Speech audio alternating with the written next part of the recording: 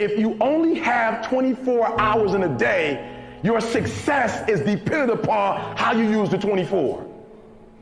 You got to hear me. People talk about Oprah Winfrey, Ted Turner, Warren Buffett. Listen to me. I don't care how much money you make. You only get 24 hours in a day. And the difference between Oprah and the person that's broke is Oprah uses her 24 hours wisely.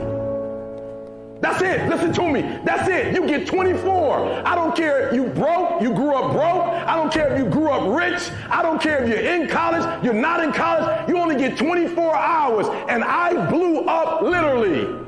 I went from being a high school dropout to selling 6,000 books in less than 6 months. What happened? My 24 hours. I was like, okay, Eric, you got to get a grip on your 24 hours because you're about to be broke for the rest of your life.